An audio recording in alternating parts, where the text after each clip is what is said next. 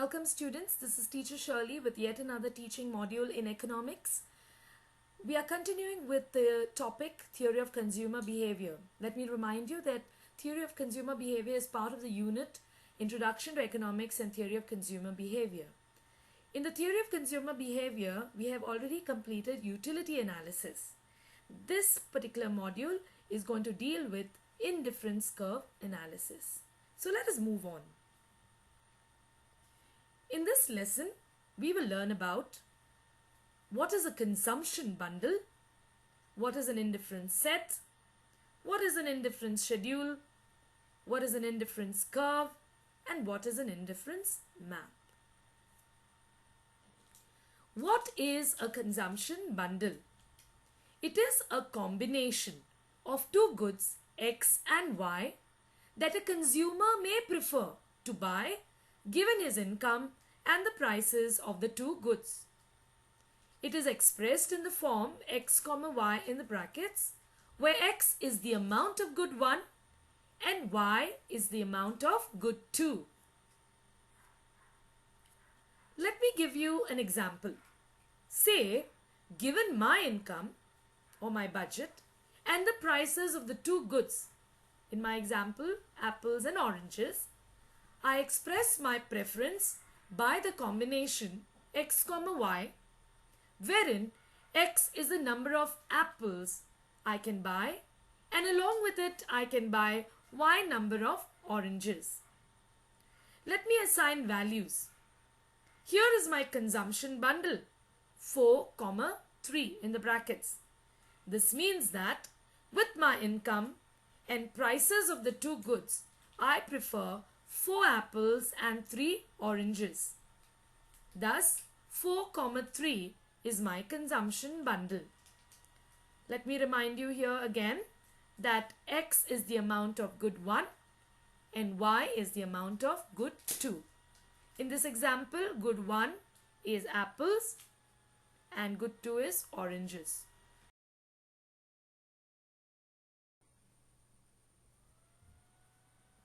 What is an indifference set? It is a set or collection of all combinations of two goods which gives a consumer the same level of satisfaction given the income and prices, so that the consumer is indifferent across any combination in the set. Such a collection can be expressed in the form of an indifference schedule as follows. So in the schedule or the table, we have a combination 1, 10. Just now I explained to you and gave you an example of what is a consumption bundle. Now, given the income and the prices of apples and oranges, that is good 1 and good 2, I define for myself one combination, that is A, 1 unit of apples and 10 units of oranges. Then I come up with another combination, again 2 units of apples and 7 units of oranges, and this again gives me the same level of satisfaction as combination A. I then define another combination, 3 units of apples and 5 units of oranges, which gives me the same level of satisfaction that A and B give me. Similarly, I come with a combination D with 4 units of apples and 4 units of oranges, which would give me the same satisfaction. When I say same level of satisfaction, I mean I am indifferent across any combination. So the word indifferent means that I have or derive the same level of satisfaction. So a schedule like this expresses what is an indifference set. Let us repeat the definition again. It is a set or collection. In the table you see there is a collection here. So it is a set or collection of all combinations of two goods which give the consumer the same level of satisfaction given the income and prices. What is an indifference schedule?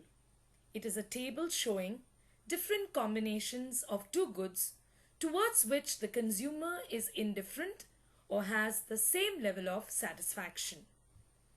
Here, the consumer defines or states his indifferent preferences given that the two goods are substitutes of each other. So we can see in the form of a table, the entire indifference set is expressed in the form of a schedule or a table. So it is so easy to see all the combinations of the two goods that the consumer has the same preference towards.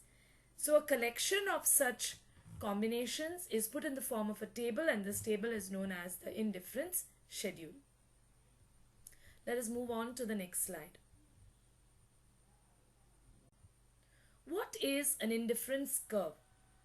It is a diagrammatic or graphical representation of the indifference set or schedule.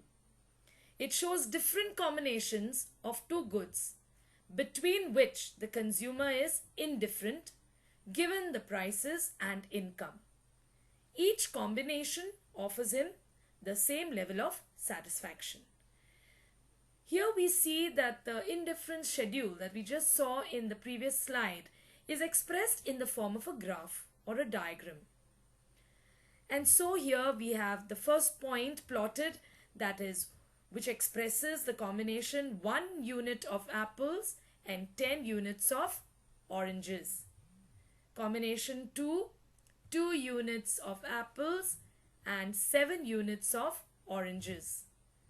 Next combination which gives the same preference, 3 units of apples and 5 units of oranges. There is yet another combination that gives the same preference, and that is 4 units of apples and 4 units of oranges. So when we plot the 4 points, that is 1, 2, 3 and 4, with a free hand we just join these points and we get a curve. That curve we call it as the IC curve or indifference curve.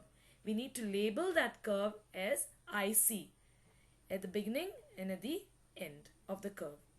Before you draw the diagram, please remember that you have to label the X and Y axis. So on the X axis we have the number of oranges, and on the Y axis you have the number of apples. And given these two, we are then able to plot the coordinates and join the points so that we derive the indifference curve. Here again I've put up the table on the basis of which we draw the indifference curve.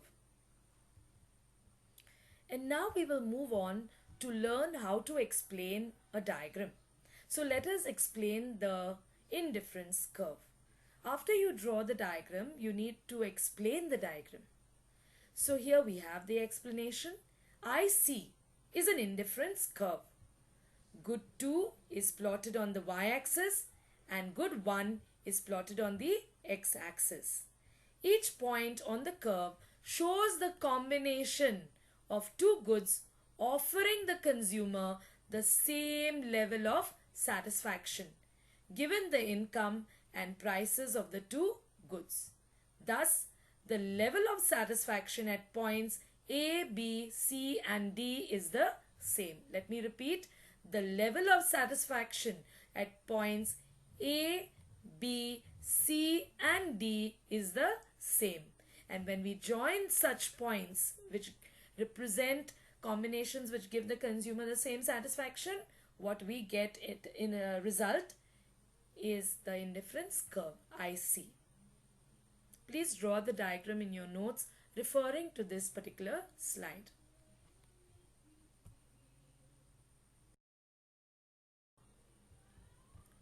What is an indifference map?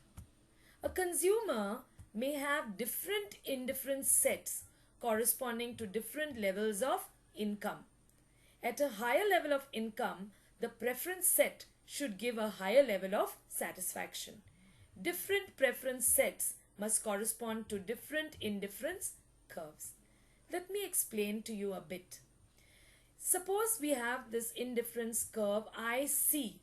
This corresponds to a certain level of income. Say the consumer's income increases.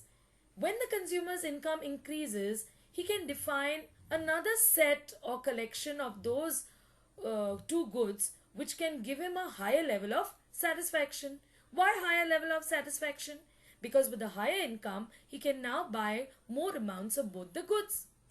Then again, the income rises further and the consumer is able to define yet another collection or set of combinations of two goods which gives him the same level of satisfaction. This means that for the combinations on curve IC, the level of satisfaction will be lower as compared to the combinations on curve IC2, simply because IC corresponds to a lower level of income and IC2 corresponds to a higher level of income. So therefore, a higher level of satisfaction. Let us move on to the next slide. Now let us define what is an indifference map. An indifference map refers to a set or collection of indifference curves corresponding to different levels of income of the consumer. The indifference curve to the right and above another indifference curve corresponds to a higher level of income and a higher level of satisfaction. And the indifference curve to the left and below will correspond to a lower level of income and a lower level of satisfaction. In your notes, you may draw this diagram that you see indicated here. In this lesson, we have studied about a consumption bundle, an indifference set, an indifference schedule, an indifference curve, and an indifference map. Students, I encourage you to go to the beginning of the video and watch it again so that you understand the concepts clearly and in a better way. Then you are to complete your notes and draw the diagram again by referring to the video. Thank you so much.